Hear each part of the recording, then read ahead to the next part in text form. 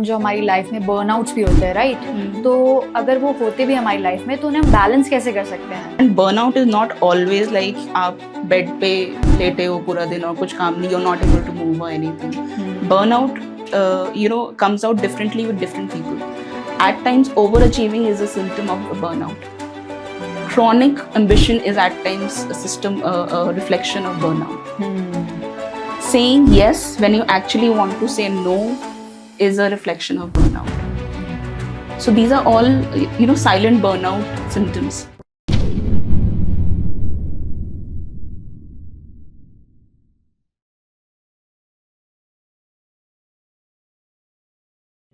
क्या आपको रिलेशनशिप में कंफ्यूजन है, या फिर फैमिली में काफी लड़ाई झगड़े हो रहे हैं, या करियर में डायरेक्शन नहीं मिल रही, या फिर हेल्थ रिलेटेड काफी इश्यूज हैं? सो डोंट वरी, आज ही जुड़िए टीवीटी ट्रिनिटी से.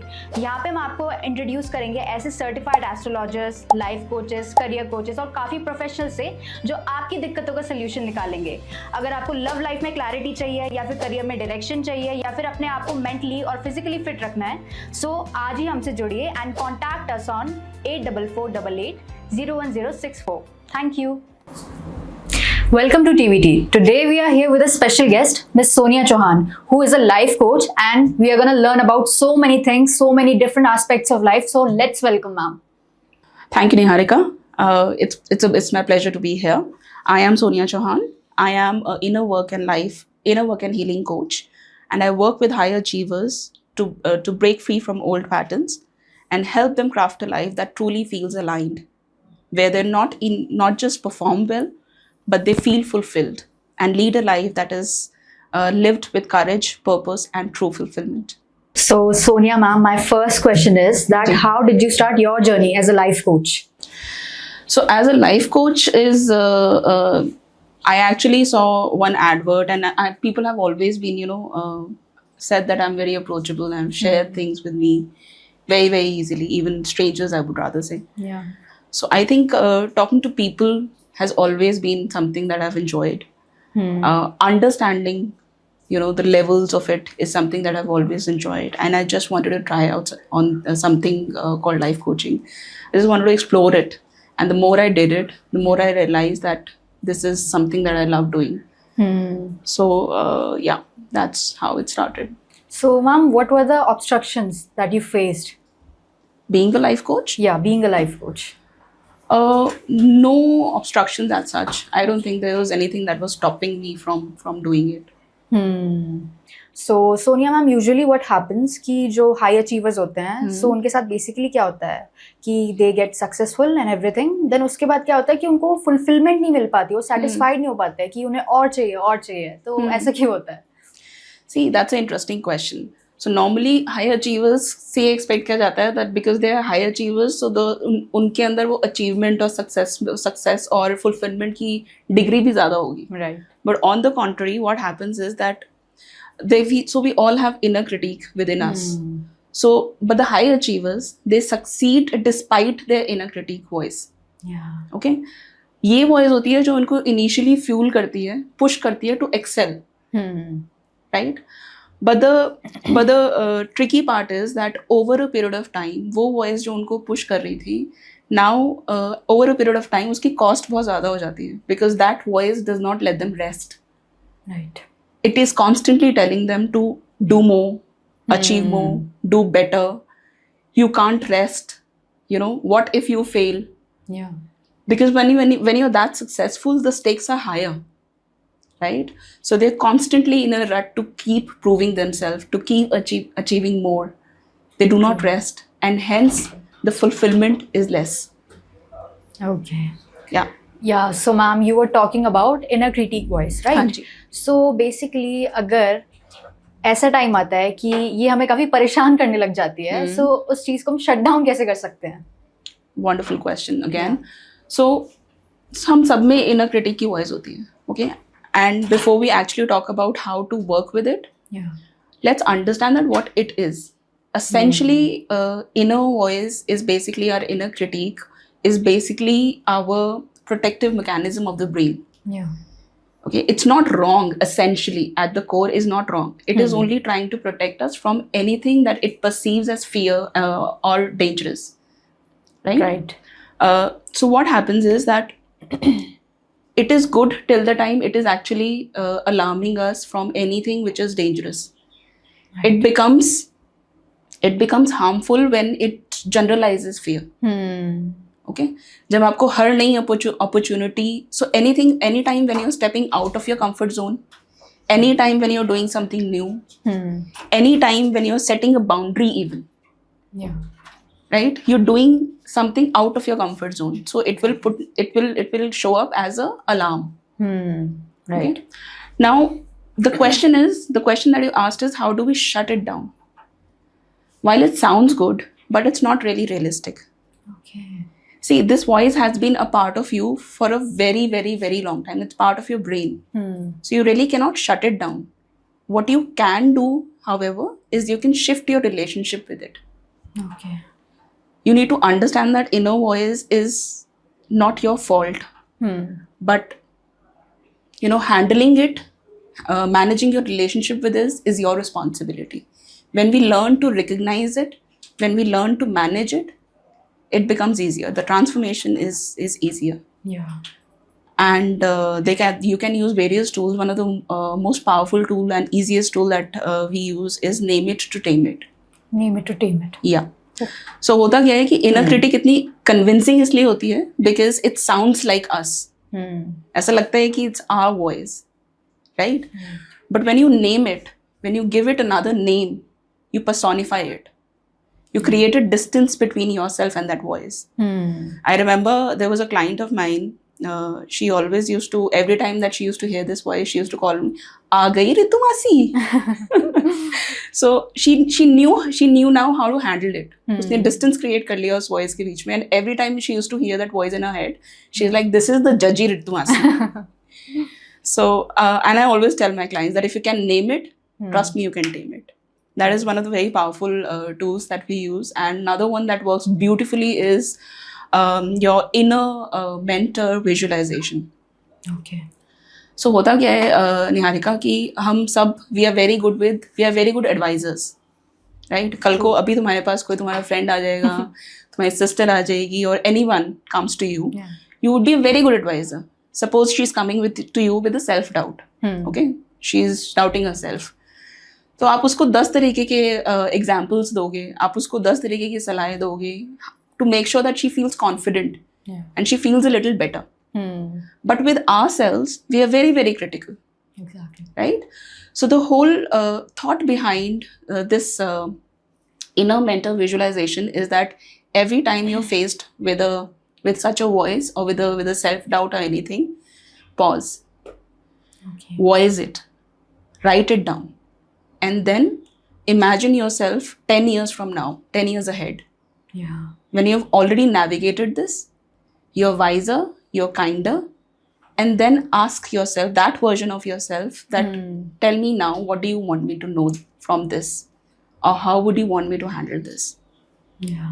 Why it works is because from fear-driven conversation, this changes the tone to intuitive guidance. And our intuition works beautifully. It will guide you beautifully. You would know what to do. Yeah. That's the beauty of it. And it works wonderfully. Exactly. Yeah. And ma'am, if we talk about childhood traumas, so how it affects our lives basically? So childhood trauma, so we need to understand that most of our beliefs that we have, our thought patterns, our beliefs are formed. Majority of them are formed from the age of 0 to 7 or 9. Okay. So let's say you have a parent who's overcritical. Yeah. You have a sibling who's probably more intelligent than you were, who bullied you. चाहे वो मजाक में बोलो कि इतना easy सी बात है तेरे को समझ में नहीं आती. But or the peers who were bullying you, or a teacher जिसने कभी आपको बोल दिया हो that don't act smart with me, or you gave a wrong answer and people laughed at you. Yeah. All these things, they are imprints in our subconscious. They make impressions in our subconscious mind. And this you can call as trauma, but I would see it as something that creates our limiting beliefs. Yeah. Okay.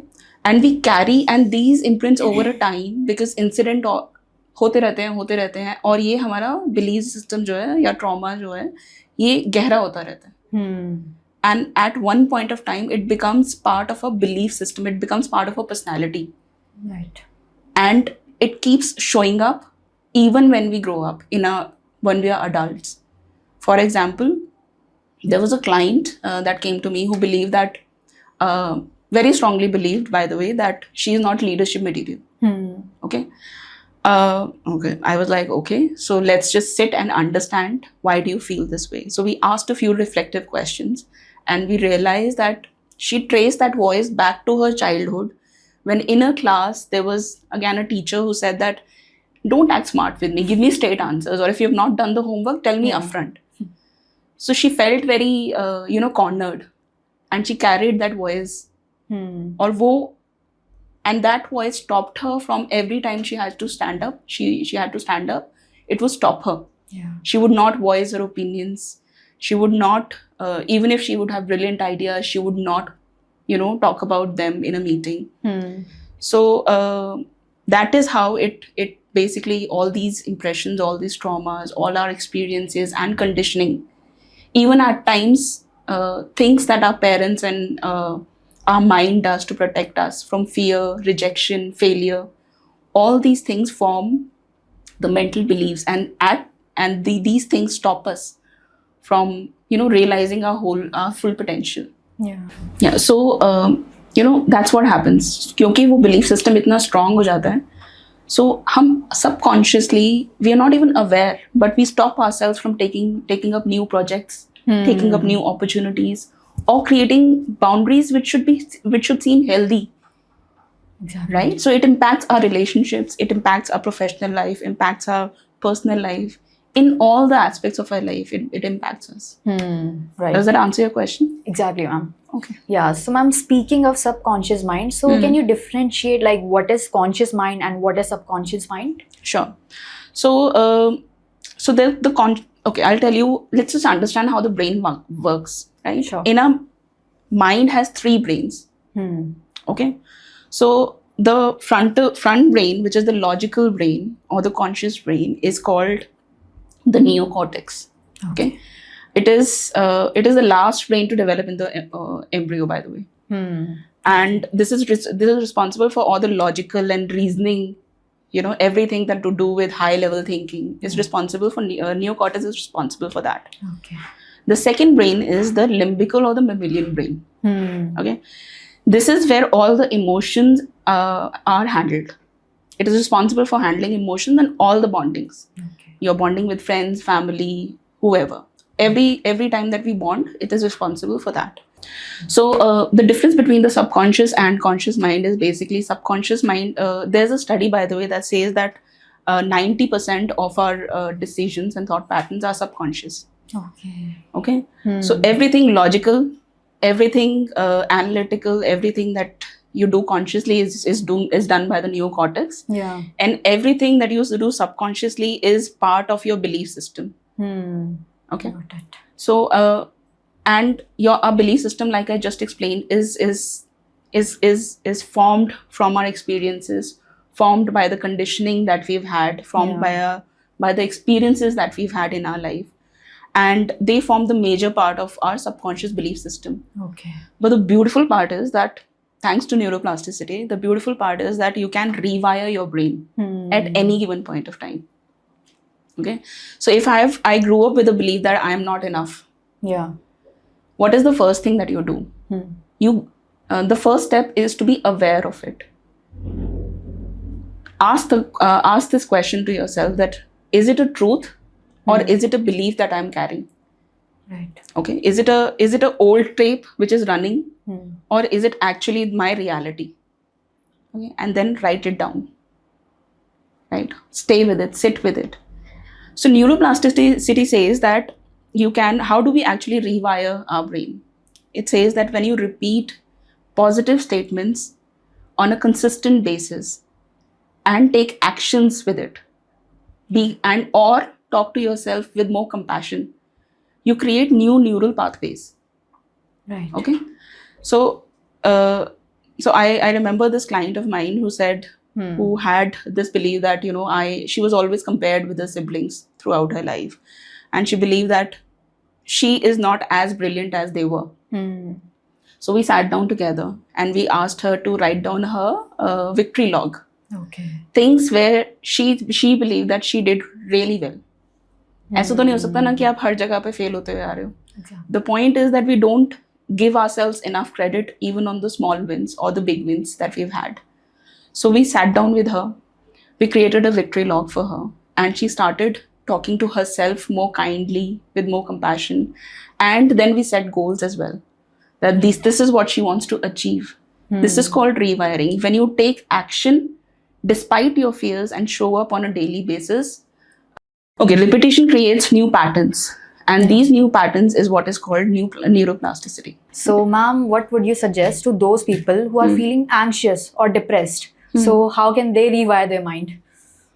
Okay, so the first thing that we need to understand is that depression or anxiety, it depends at what level of what is the level of the depression. There are at times when you need it is clinical depression. Then the right approach would be to consult a professional, to consult a psychiatrist. A life coach will not be able to help you with that. A life coach can help you rewire your mind to a certain extent, but the clinical depression actually needs medication as well and professional expertise. Okay. For that, it is best to consult a certified expert, like a psychiatrist. Yeah, but ma'am, I feel like there are so many disorders, right? OCD, ADHD. So I feel like कि जो लोग होते हैं वो इससे अक्सर जो है वो पैरानॉइड हो जाते हैं, मतलब काफी सोचने लगते हैं. So मतलब इज इट राइट कि काफी, मतलब ये हमने देखा है कि काफी जो हमारे मतलब आउट ऑफ कंट्री है, यूएस हम देख लें तो वहाँ पे सारी काफी चीजें चलती हैं कि इसको OCD है, ADHD है. They're more aware. Okay. See, होता हमारे यहाँ पे भी है, but it's only now for some years that mental health has become a topic of discussion. पहले अगर आप किसी को बोलो that I have depression, people would look at you differently. Exactly. Right? They would not look at you kindly. उसको लगेगा कि mental health was not a thing to be talked about. It's only now that people are getting there. They're willing to talk about it. Yeah. Right? So होते यहाँ पे भी हैं, but it's just that it's not that open. Whereas बाहर people are more aware about it, they're more open about it, they're willing to accept things and take action towards it. Exactly. Yeah. So ma'am, जो हमारी life में burnouts भी होते हैं, right? तो अगर वो होते भी हमारी लाइफ में तो उन्हें हम बैलेंस कैसे कर सकते हैं? Okay, burnout is a very, I think that nowadays a very common thing that we all face as professionals or otherwise. Yeah. And burnout is not always like आप बेड पे लेटे हो पूरा दिन और कुछ काम नहीं, you're not able to move or anything. Burnout, comes out differently with different people. At times, overachieving is a symptom of burnout. Yeah. Chronic ambition is at times a reflection of burnout. Saying yes when you actually want to say no is a reflection of burnout. Yeah. So these are all, silent burnout symptoms that people are at times not even aware about. So Sonia ma'am, my next question is that what are emotional triggers and how can we manage them? So see, anything that triggers you, उसका पहला ये reason होता है that your reaction is not appropriate, is disproportionate to the whatever जो भी आपके साथ incident हुआ है. क्या आपका reaction proportionate है? Triggers are basically triggers होते हैं जो आपके पहले के जो traumas हैं, पहले के जो experiences हैं, right? When it reflects that, आप react करते हो किसी चीज को because somewhere in your mind, your brain is trying to protect you from something similar. Okay, exactly. So we have mirror neurons. What are mirror neurons? Mirror neurons are basically emotional sponges. Okay, वो हमारे emotional patterns को, emotional experiences को absorb करता है. सो अगर मेरा hypothetically if I've had a heartbreak, right? So next time when I'm in a relationship, I would be more conscious when it's nearing to that phase where I'm not feeling fulfilled. I will start it will trigger that pattern. It will tell me that there's something wrong which is going on. So these are triggers. triggers are basically our emotional patterns that we have faced or experienced in our past. Yeah. Yeah. And also, ma'am, if we speak about perfectionism, so usually what happens कि जो लोग होते हैं, they always feel like कि उन्हें जो भी करना है perfect ही करना है, ये चीज perfect ही होनी चाहिए. So ये जो loop होता है, जैसे कि हम बात कर रहे थे अभी, so how to get out of it? So see, and let me tell you that for a longest time, I used to take pride in the fact that I'm a perfectionist. Till a point when I actually realized that this actually is my limiting belief. ये मेरा limiting belief है जो मेरे को action लेने से basically रोक रहा है. Right. Because till the time I would spend hours on perfecting a slide. But to be honest, let's just ask ourselves a question: can anything ever be perfect? No. Right? You can always better it. You can always come back and better it. It can always be bettered, improved. So how do we come out of it? You have to tell yourself that first question whether is it really good, or is it stopping you, or is it a voice that is telling you, or is it that is stopping you from taking action? Like I said, so I was till the longest time used to take pride in the fact that I am a perfectionist. But now when I realize it, I question it, and I take pride in telling you this, that I am no longer a perfectionist. Now when I'm at 70 or 80, I just launch. The better thing to do is, the better mantra to follow is progress over perfection, right? Progress over polish. When you take action consistently, you will always be improving. Yeah. When you know that this is stopping you, this is a fear disguised as protection. Yeah. You will be able to take action on it. Right. Yeah. So, ma'am, now I want to ask that with the help of healing, can we change our money, relationship, and the overall life, basically? If I'm talking about the basically different aspects of life, so can we change them? Absolutely. Okay. Absolutely. Because see, when you so that is what inner work and healing is. We realize, we acknowledge. The first step is, like I said, awareness. Yeah. First of all, we need to be aware that these are the things. At times, we don't even sit with ourselves to take notice of it, right? Take notice of things. Acknowledge your emotions. Acknowledge what you're feeling. Acknowledge your fears. Write it down. Sit with it. And then question the voice. That where is it coming from? Right. Is it really my truth? Or is it something that I'm carrying with me since childhood or whenever? Right? And then replace it with a disruption, bolte hain usko. Replace it with a new truth, new empowering truth and actions. Take action anywhere against it. And you would see that gradually over time, you would be able to overcome whatever. And perfectionism and all this, these are just one loops. There are so many loops that we live in constantly. And you can overcome it. And once you overcome it, it reflects in all aspects of your life. Be it your money beliefs, be it your relationships, be it your profession as such. There are people who actually believe that or are afraid to ask for money because unko lagta hai that I cannot ask that much. It's not my worth. What will people say? Exactly. So all these beliefs actually impact all the aspects of our life. And when we work on it, that is when you actually realize that you can actually lead a full life or a whole life holistically, where the life feels aligned. Right. So, Sonia ma'am, lastly, I want to ask that if you could give any message or any advice to our audience. Yeah. Sure.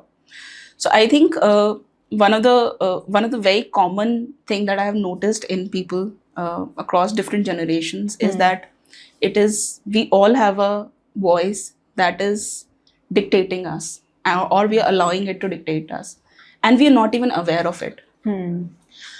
My message to each one of you is that voice is not your fault, but taming it is your responsibility. Right. Okay. And what I want to tell you is that inner voice inner critique is not, it's just a voice that you're hearing it, and you can always change your relationship with it.